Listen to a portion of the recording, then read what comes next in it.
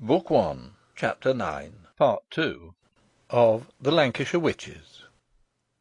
This recording is in the public domain. Reading by Andy Minter. The Lancashire Witches, A Romance of Pendle Forest, by William Harrison Ainsworth. Book One, Alison Device. Chapter 9.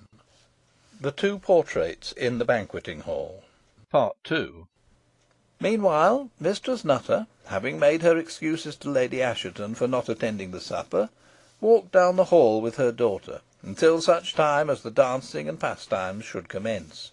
As will be readily supposed, under the circumstances, this part of the entertainment was distasteful to both of them, but it could not be avoided without entering into explanations, which Mistress Nutter was unwilling to make, and she therefore counselled her daughter to act in all respects as if she were still Alison Device, and in no way connected with her. "I shall take an early opportunity of announcing my intention to adopt you," she said. "Then you can act differently. Meantime, keep near me as much as you can. Say little to Dorothy or Richard Assheton, and prepare to retire early, for this noisy and riotous assemblage is not much to my taste, and I care not how soon I quit it." Alizon assented to what was said, and stole a timid glance towards Richard and Dorothy, but the latter, who alone perceived it, instantly averted her head, in such a way as to make it evident she wished to shun her regards. Slight as it was, this circumstance occasioned Alizon much pain, for she could not conceive how she had offended her new-made friend, and it was some relief to encounter a party of acquaintances who had risen from the lower table at her approach, though they did not presume to address her while she was with Mistress Nutter, but waited respectfully at a little distance. Alizon, however, flew towards them. "Ah, Susan! Ah, Nancy!" she cried, taking the hand of each. "How glad I am to see you here, and you too, Lawrence Blackrod, and you, Phil Rawson, and you also, good Master Harrop. How happy you all look!" "And wi' reason, sweet Alizon," replied Blackrod; "boh we begin to be afeared we've lost you, and that would ha' been a sore mishap, to lose our May Queen, and the prettiest May Queen as ever danced in this hall, or any other in Lancashire." "We ha' drunk your health, sweet Alizon," added Phil, "and wishin' you may be as happy as you deserve, with the man o' your heart, if any such lucky chap there be." Thank you both," replied Alizon, blushing; "and in return I cannot wish you better fortune, Philip, than to be united with the good girl near you, for I know her kindly disposition so well that I am sure she will make you happy." "I'm satisfied on't myself," replied Rawson, "and I hope ere long she'll be missus of a little cottage i' Bowland Forest, and that you'll pay us a visit, Alizon, and see and judge for yourself how happy we be.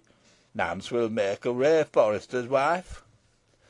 "Not a bit better than my Sukey," cried Lawrence Blackrod. "You shanna get the start of me, Phil, for by the mess, the very same day as I see you wedded to Nancy Holt, shall find me united to Sukey Worseley. And so, Alizon, we have two cottages in Bowland Forest to visit instead of one." "And well pleased I shall be to visit them both," she rejoined. At this moment Mistress Nutter came up. "My good friends," she said, "as you appear to take so much interest in Alizon, you may be glad to learn that it is my intention to adopt her as a daughter, having no child of my own, and that though her position henceforth will be very different from what it has been, I am sure she will never forget her old friends." "Never, indeed, never!" cried Alizon, earnestly. "This is good news, indeed," cried Sampson Harrop, joyfully, while the others shared in his exclamation. "We all rejoice in Alizon's good fortune, and think she richly deserves it. For my own part, I was always sure she would have rare luck, but I did not expect such luck as this." "And what's to become of me?" cried Jennet, coming from behind a chair, where she had hitherto concealed herself. "I will always take care of you," replied Alizon, stooping and kissing her. "Do not promise more than you may be able to perform, Alizon," observed Mistress Nutter, coldly, and regarding the little girl with a look of disgust. "An ill favoured little creature with the Demdike eyes." "And as ill-tempered as she is ill-favoured," replied Sampson Harrop; "and though she cannot help being ugly, she might help being malicious." Jennet gave him a bitter look. "You do her injustice, Master Harrop," said Alizon. "Poor little Jennet is quick tempered, but not malevolent." "Ey con hate weel if ey conna love," replied Jennet, "an con recollect injuries if ey forget kindnesses. Boh dunna trouble yourself about me, sister. Ey dunna envy you your luck. Ey dunna want to be adopted by a grand dame. Ey'm content as ey am. Boh arna ye getting on rayther too fast, lass? Mother's consent has to be axed, ey suppose, afore you leave her." "There is little fear of her refusal," observed Mistress Nutter. "Ey dunna know that," rejoined Jennet. "If she were to refuse, it wadna surprise me." "Nothing spiteful she could do would surprise me," remarked Harrop. "But how are you likely to know what your mother will think and do, you forward little hussy?" "I judge fro circumstances," replied the little girl. "Mother has often said she conna weel spare Alizon, and Mistress Nutter may know that she can be very obstinate when she takes a whim into her head." "I do know it," replied Mistress Nutter; "and from my experience of her temper in former days, I should be loth to have you near me, who seem to inherit her obstinacy." "Wi' such misgivings, ey wonder ye wish to tak Alizon, madam," said Jennet, "for she's as much of her mother about her as me, only she dunna choose to show it." "Peace, thou mischievous urchin," cried Mistress Nutter, losing all patience. "Shall I take her away?" said Harrop, seizing her hand. "Ay, do," said Mistress Nutter. "No, no, let her stay," cried Alizon, quickly. "I shall be miserable if she goes." "Oh, ey'm quite ready to go," said Jennet, "for I care little for such sights as this. But afore I leave, I would fain say a few words to Mr. Potts, whom I see yonder." "What can you want with him, Jennet?" cried Alizon, in surprise. "Only to tell him what brother Jem is gone to Pendle for to neet," replied the little girl, with a significant and malicious look at Mistress Nutter. "Ha!" muttered the lady, "there is more malice in this little wasp than I thought, but I must rob it of its sting." And while thus communing with herself, she fixed a searching look on Jennet, and then, raising her hand quickly, waved it in her face. "Oh!" cried the little girl, falling suddenly backwards. "What's the matter?" demanded Alizon, flying to her. "I dunna reetly know," replied Jennet. "She's seized with a sudden faintness," said Harrop. "Better she should go home, then, at once. I'll find somebody to take her." "No, no, ey'n sit down here," said Jennet. "Ey shan be better soon." "Come along, Alizon," said Mistress Nutter, apparently unconcerned at the circumstance. Having confided the little girl, who was now recovered from the shock, to the care of Nancy Holt, Alizon followed her mother. At this moment, Sir Ralph, who had quitted the supper table, clapped his hands loudly, thus giving the signal to the minstrels, who, having repaired to the gallery, now struck up a merry tune, and instantly the whole hall was in motion. Snatching up his wand, Sampson Harrop hurried after Alizon, beseeching her to return with him, and join a procession about to be formed by the revellers, and, of course, as May Queen, and the most important personage in it, she could not refuse. Very short space sufficed the morris dancers to find their partners. Robin Hood and the foresters got into their places. The hobby horse curveted and capered.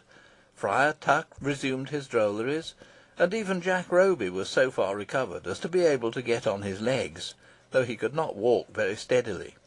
Marshalled by the gentleman usher, and headed by Robin Hood and the May Queen, the procession marched round the hall, the minstrels playing merrily the while, and then drew up before the upper table, where a brief oration was pronounced by Sir Ralph.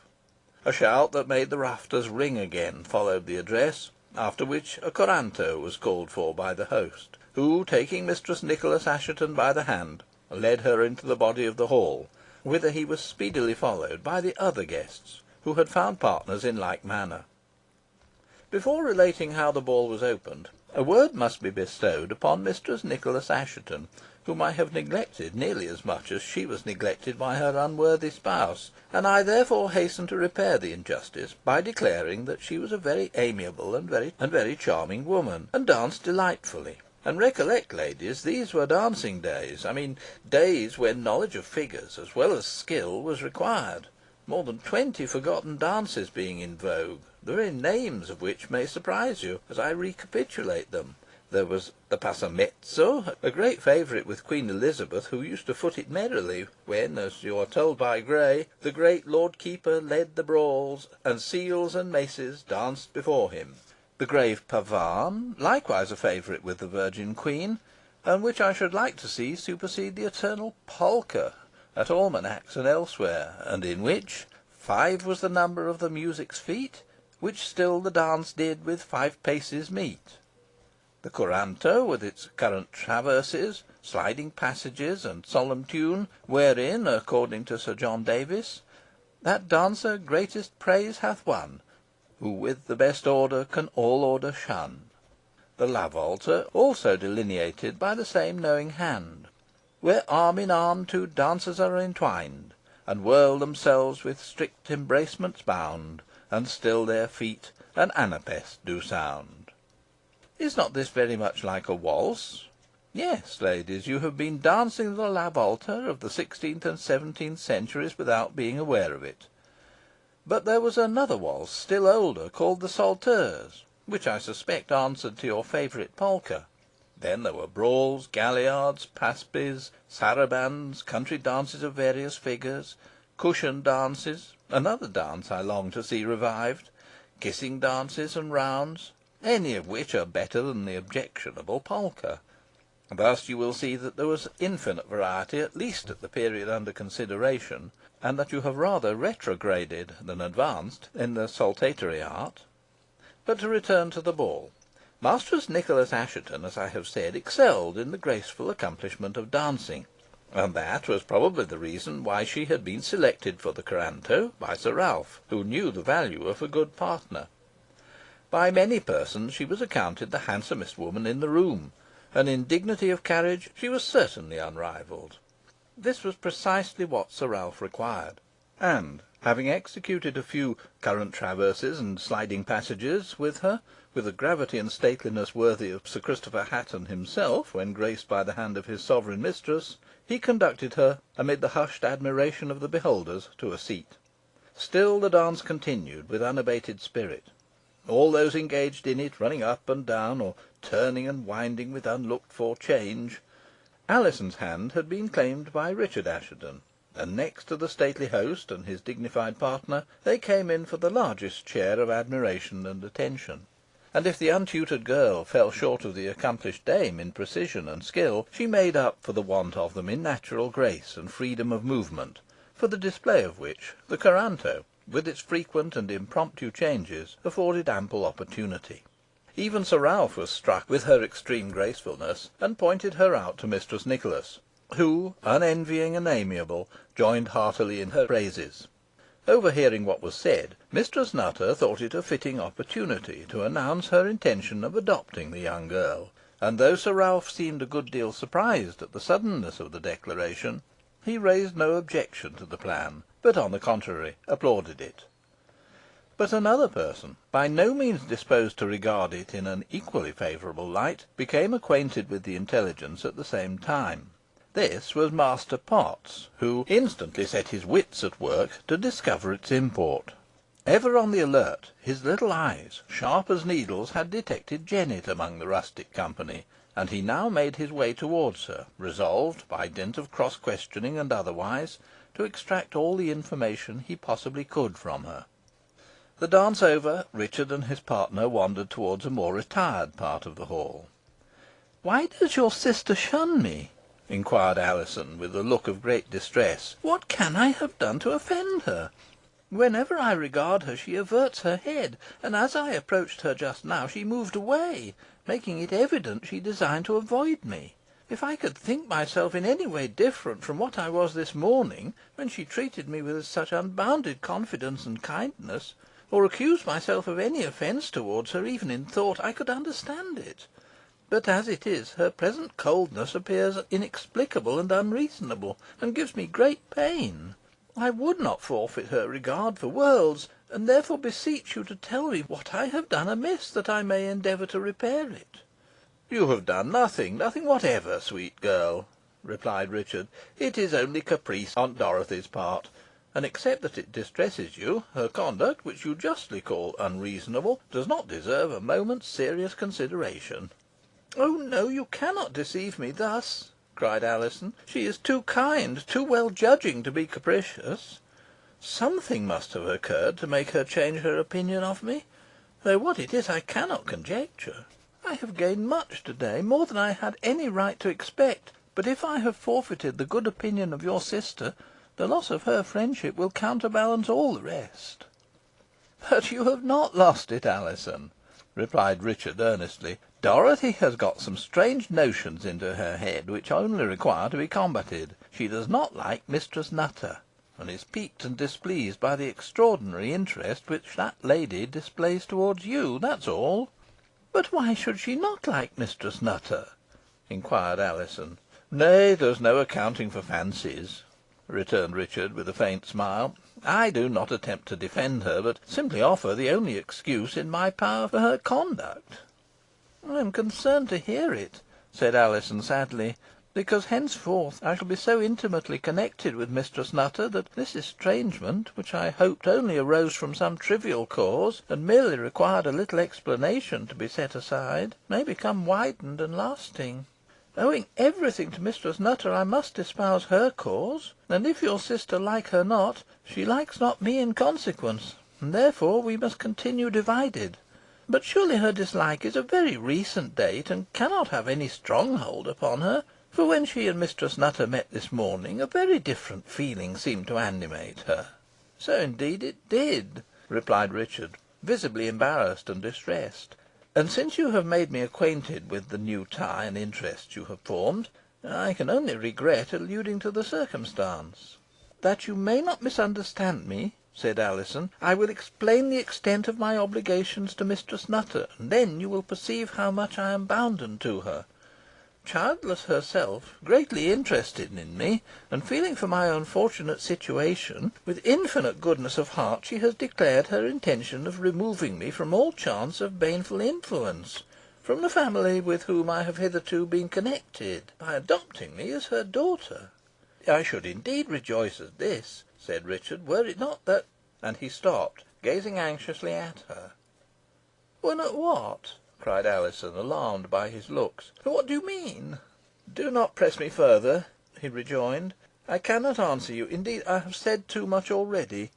"You have said too much or too little," cried Alizon. "Speak, I implore you. What mean these dark hints which you throw out, and which, like shadows, elude all attempts to grasp them? Do not keep me in this state of suspense and agitation. Your looks speak more than your words. Oh, give your thoughts utterance."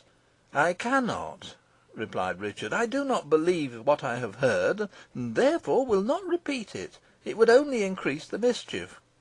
But oh, tell me this. Was it indeed to remove you from the baneful influence of Elizabeth Device that Mistress Nutter adopted you?"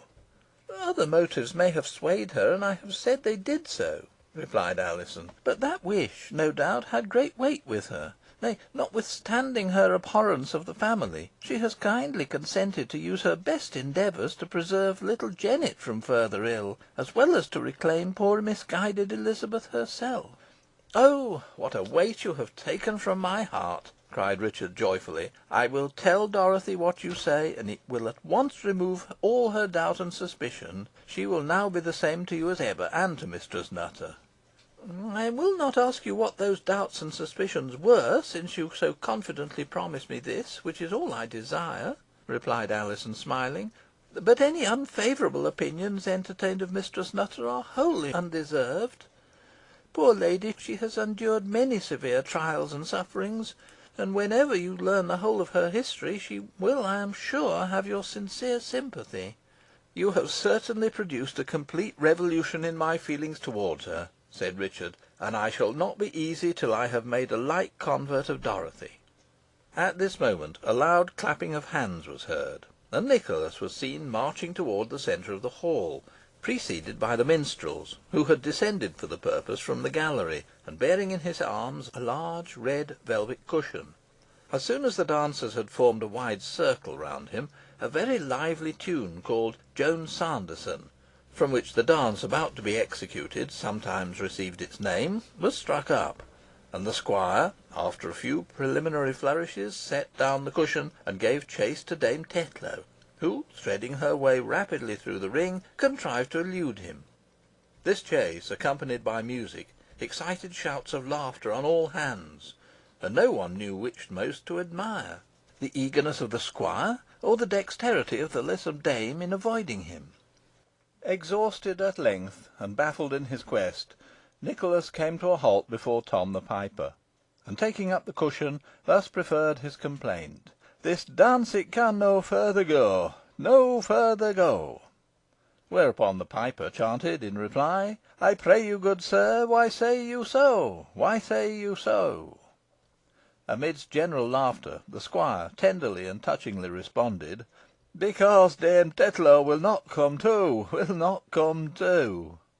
Whereupon Tom the piper, waxing furious, blew a shrill whistle, accompanied by an encouraging rattle of the tambourine, and, enforcing the mandate by 2 or 3 energetic stamps on the floor, delivered himself in this fashion: "She must come too, and she shall come too, and she must come whether she will or no." Upon this, 2 of the prettiest female morris dancers, taking each a hand of the blushing and overheated Dame Tetlow, for she had found the chase rather warm work, led her forward, while the squire, advancing very gallantly, placed the cushion upon the ground before her, and, as she knelt down upon it, bestowed a smacking kiss upon her lips. This ceremony being performed amid much tittering and flustering, accompanied by many knowing looks and some expressed wishes among the swains, who hoped that their turn might come next, Dame Tetlow arose, and, the squire seizing her hand, they began to whisk round in a sort of jig, singing merrily as they danced: "Prinkum prankum is a fine dance, and we shall dance it once again, and we shall dance it once again." And they made good the words too, for, on coming to a stop, Dame Tetlow snatched up the cushion and ran in search of the squire, who, retreating among the surrounding damsels, made sad havoc among them, scarcely leaving a pretty pair of lips unvisited. Oh, Nicholas, Nicholas, I am thoroughly ashamed of you, and regret becoming your historian. You get me into an infinitude of scrapes, but there is a rod in pickle for you, sir, which shall be used with good effect presently." Tired of such unprofitable quest, Dame Tetlow came to a sudden halt, addressed the piper as Nicholas had addressed him, and, receiving a like answer, summoned the delinquent to come forward; but as he knelt down on the cushion, instead of receiving the anticipated salute, he got a sound box on the ears, the dame actuated probably by some feeling of jealousy, taking advantage of the favourable opportunity afforded her of avenging herself. No one could refrain from laughing at this unexpected turn in affairs, and Nicholas, to do him justice, took it in excellent part, and laughed louder than the rest. Springing to his feet, he snatched the kiss denied him by the spirited dame, and led her to obtain some refreshment at the lower table, of which they both stood in need, while the cushion being appropriated by other couples, other boxes on the ear and kisses were interchanged, leading to an infinitude of merriment. Long before this, Master Potts had found his way to Jennet, and as he drew near, affecting to notice her for the first time, he made some remarks upon her not looking very well. "'Deed an ey'm na very well," replied the little girl, "but I know how to thank for my ailment." "Your sister, most probably," suggested the attorney. "It must be very vexatious to see her so much noticed, and be yourself so much neglected. Very vexatious indeed. I quite feel for you." "I dunna want your feeling," replied Jennet, nettled by the remark, "but it wasna my sister as made me ill." "Who was it then, my little dear?" said Potts. "Dunna dear me," retorted Jennet. "You're too civil by half, as the lamb said to the wolf. But sin you mun know, it was Mistress Nutter." "Aha! Very good I mean very bad," cried Potts. "What did Mistress Nutter do to you, my little dear? Don't be afraid of telling me. If I can do anything for you, I shall be very happy. Speak out, and don't be afraid." "Nay, for sure, I'm not afraid," returned Jennet. "But what makes you so inquisitive? You want to get summat out of me, I can see that plain enough. And as you stand there glinting at me with your sly little eye, and you look like an old fox ready to snap up a chicken at the first opportunity." "Your comparison is not very flattering, Jennet," replied Potts, "but I pass it by for the sake of its cleverness. You are a sharp child, Jennet, a very sharp child. I remarked that from the first moment I saw you. But in regard to Mistress Nutter, she seems a very nice lady, and must be a very kind lady, since she has made up her mind to adopt your sister. Not that I am surprised at her determination, for really Alizon is so superior, so unlike" "Nay, you would say," interrupted Jennet. "Dunna be afeard to speak out, sir."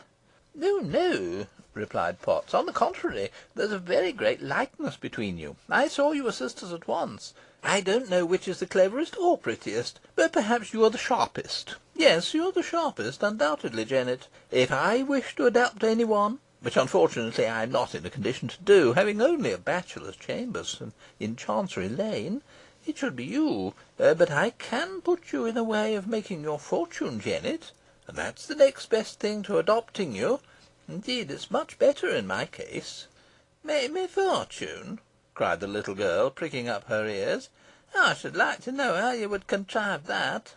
"I'll show you how directly, Jennet," returned Potts. "Pay particular attention to what I say, and think it over carefully when you are by yourself. You are quite aware that there is a great talk about witches in these parts, and if I may speak it without offence to you, your own family came under the charge. There is your grandmother, Demdike, for instance, a notorious witch. Your mother, Dame Device, suspected. Your brother James, suspected." "Weel, sir," cried Jennet, eyeing him sharply, "what does all this suspicion tend to?" "You shall hear, my little dear," returned Potts. "It would not surprise me if every one of your family, including yourself, should be arrested, shut up in Lancaster Castle, and burnt for witches." "Alack a day! and this you call making me fortune!" cried Jennet, derisively. "Much obliged to you, but I'd liefer be without the luck." "Listen to me," pursued Potts, chuckling, "and I will point out to you a way of escaping the general fate of your family. Not merely of escaping it, but of acquiring a large reward, and that is by giving evidence against them, by telling all you know. You understand, eh?"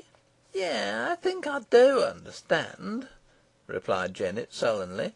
"And so this is your grand scheme, eh, sir?" "This is my scheme, Jennet," said Potts, "and a notable scheme it is, my little lass. Think it over. You are an admissible, and indeed a desirable witness, for our sagacious sovereign has expressly observed that bairns I believe you call children bairns in Lancashire, Jennet.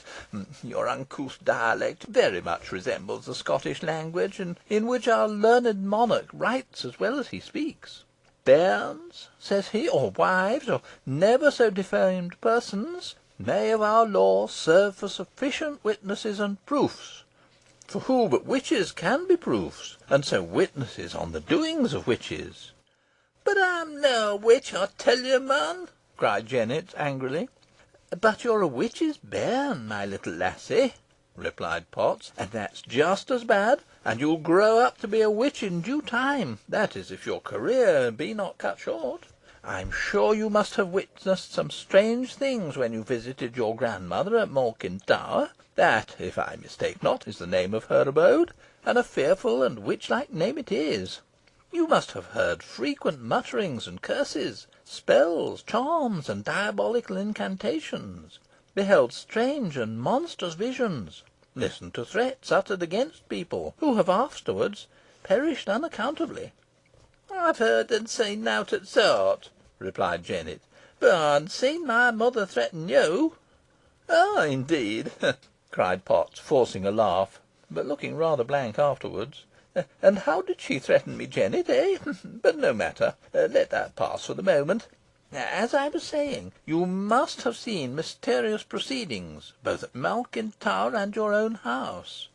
A black gentleman with a club foot must visit you occasionally, and your mother must now and again, say once a week, take a fancy to riding on a broomstick. Are you quite sure you have never ridden on one yourself, Jennet, and got whisked up the chimney without being aware of it? It's the common witch conveyance, and said to be very expeditious and agreeable, but I can't vouch for it myself.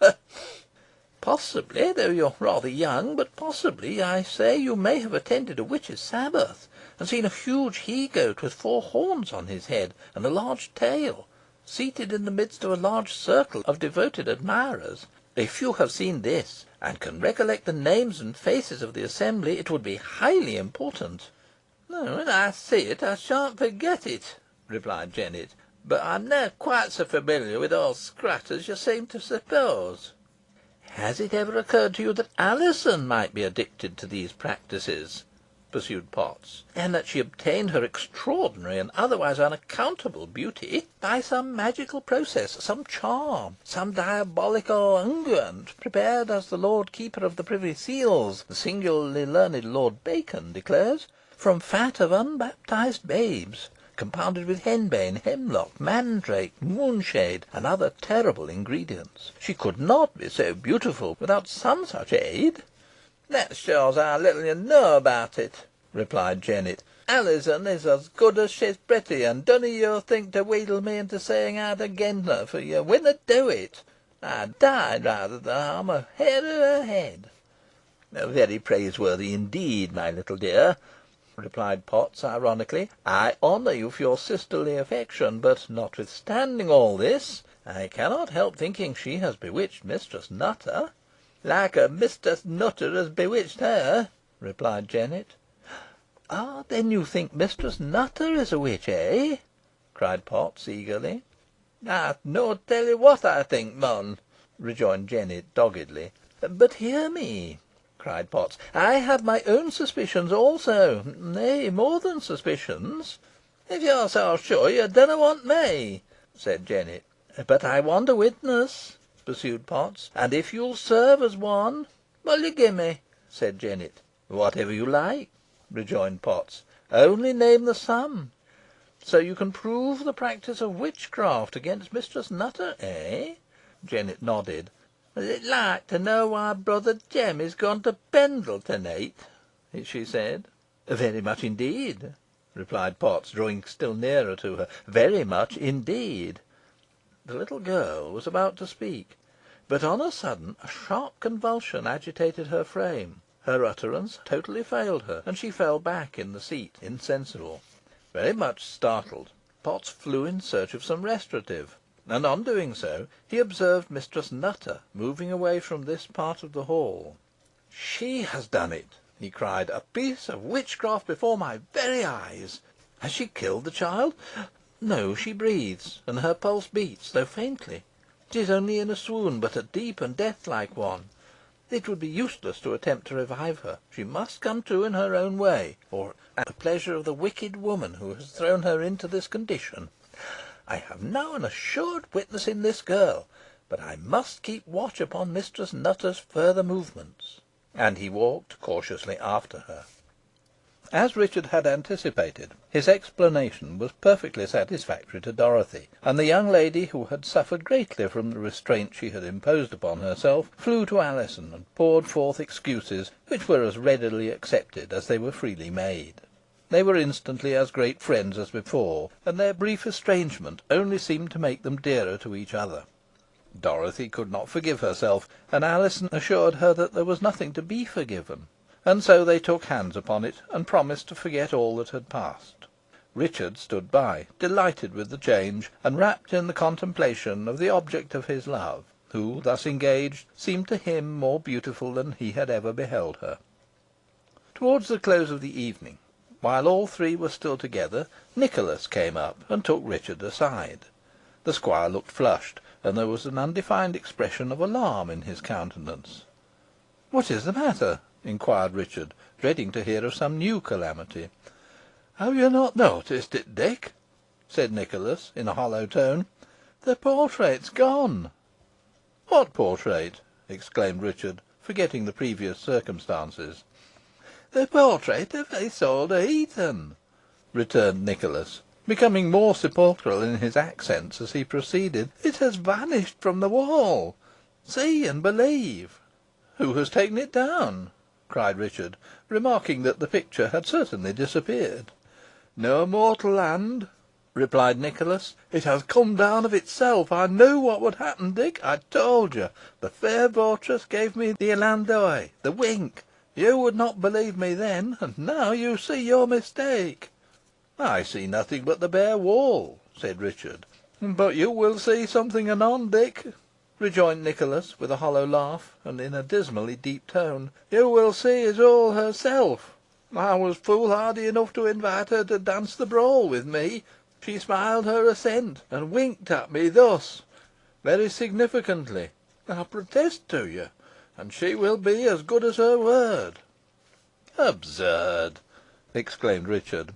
"Absurd, sayest thou? Thou art an infidel, and believest nothing, Dick," cried Nicholas. "Dost thou not see that the picture is gone? She will be here presently. Ah! the brawl's called for, the very dance I invited her to. She must be in the room now. I will go in search of her. Look out, Dick. Thou wilt behold a sight presently shall make thine hair stand on end." And he moved away with a rapid but uncertain step. "The potent wine has confused his brain," said Richard. "I must see that no mischance befalls him." And, waving his hand to his sister, he followed the squire, who moved on, staring inquisitively into the countenance of every pretty damsel he encountered. Time had flown fleetly with Dorothy and Alizon, who, accompanied with each other, had taken little note of its progress, and were surprised to find how quickly the hours had gone by. Meanwhile, several dances had been performed. A Morisco, in which all the May Day revellers took part, with the exception of the Queen herself, who, notwithstanding the united treaties of Robin Hood and her gentleman usher, could not be prevailed upon to join it. A Trenchmore, a sort of long country dance, extending from top to bottom of the hall, and in which the whole of the rustics stood up. A Galliard, confined to the more important guests, and in which both Alizon and Dorothy were included, the former dancing, of course, with Richard, and the latter with one of her cousins, young Joseph Robinson, and a jig, quite promiscuous and unexclusive, and not the less merry on that account. In this way, what with the dances, which were of some duration, the Trenchmore alone occupying more than an hour, and the necessary breathing time between them, it was on the stroke of 10, without anybody being aware of it.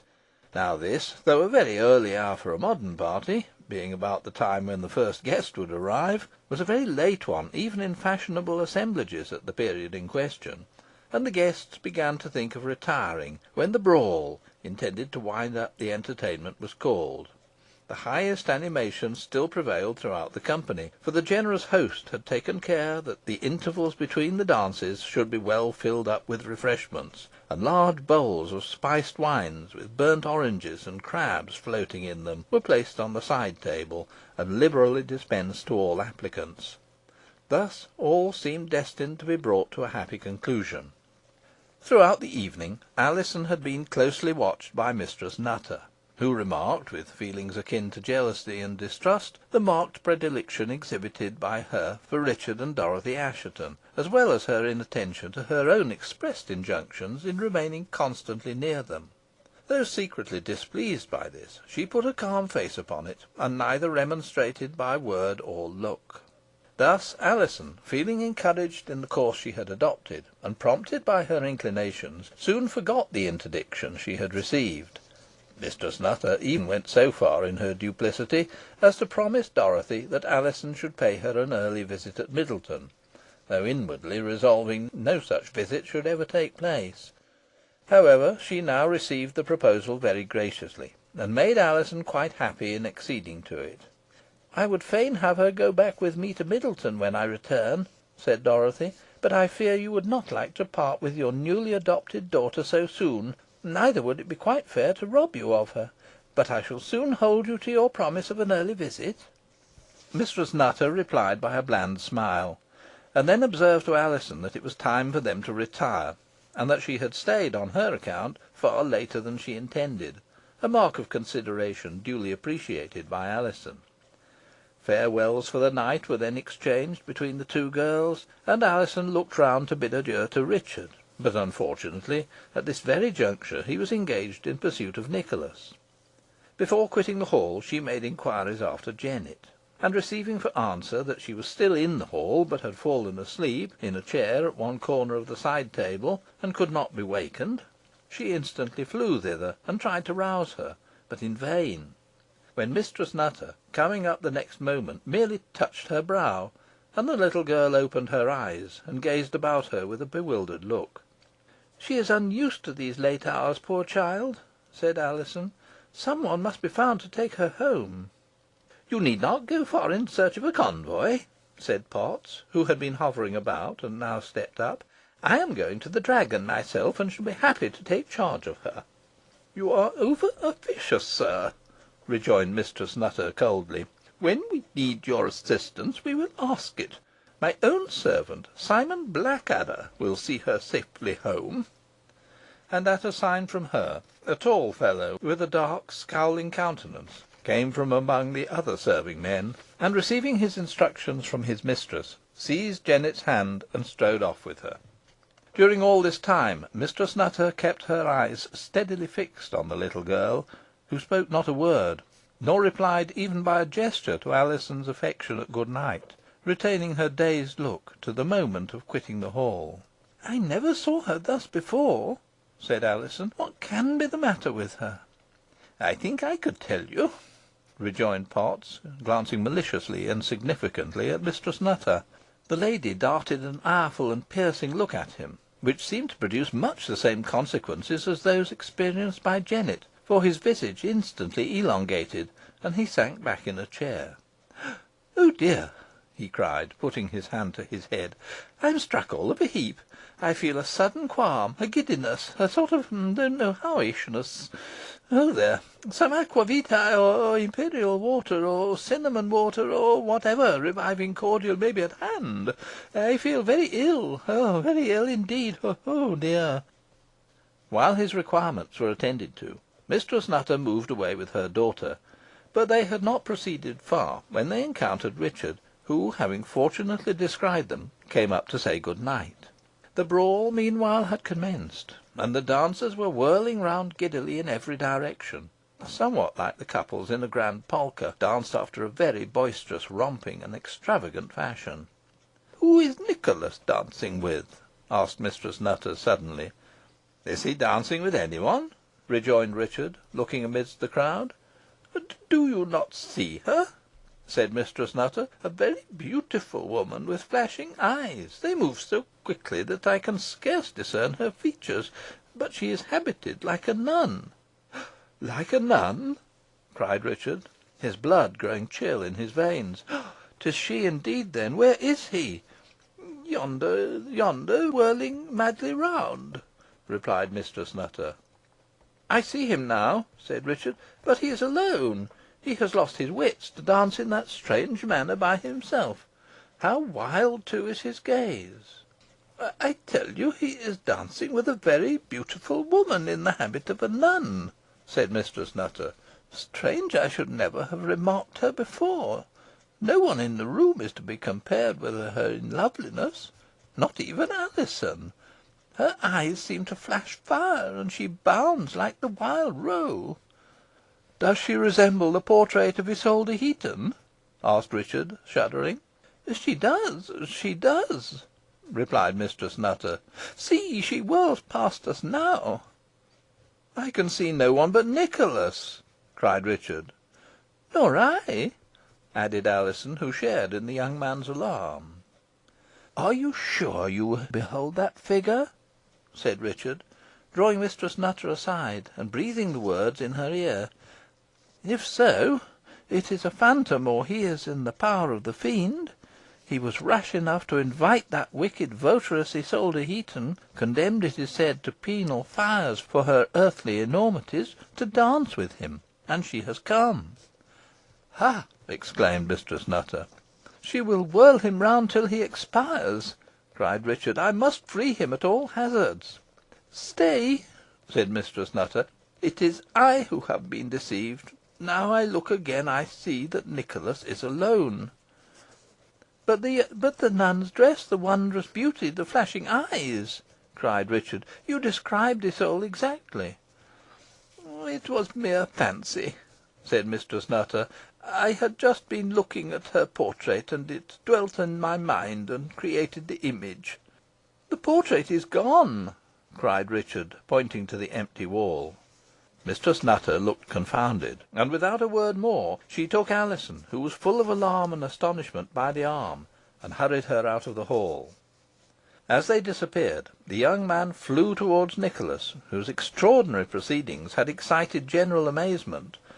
The other dancers had moved out of the way, so that free space was left for his mad gyrations. Greatly scandalised by the exhibition, which he looked upon as the effect of intoxication, Sir Ralph called loudly to him to stop, but he paid no attention to the summons, but whirled on with momently increased velocity, oversetting old Adam Whitworth, Gregory, and Dickon, who severally ventured to place themselves in his path to enforce their master's injunctions, until at last, just as Richard reached him, he uttered a loud cry, and fell to the ground insensible. By Sir Ralph's command he was instantly lifted up and transported to his own chamber. This unexpected and extraordinary incident put an end to the ball, and the whole of the guests, after taking a respectful and grateful leave of the host, departed, not in most admired disorder, but full of wonder. By most persons, the squire's fantastical vagaries, as they were termed, were traced to the vast quantity of wine he had drunk, but a few others shook their heads, and said he was evidently bewitched, and that Mother Chattox and Nance Redferne were at the bottom of it. As to the portrait of Isole de Heton, it was found under the table, and it was said that Nicholas himself had pulled it down, but this he obstinately denied when afterwards taken to task for his indecorous behaviour, and to his dying day he asserted and believed that he had danced the brawl with Isole de Heton, "and never," he would say, "had mortal man such a partner." From that night the two portraits in the banqueting hall were regarded with great awe by the inmates of the Abbey. CHAPTER X.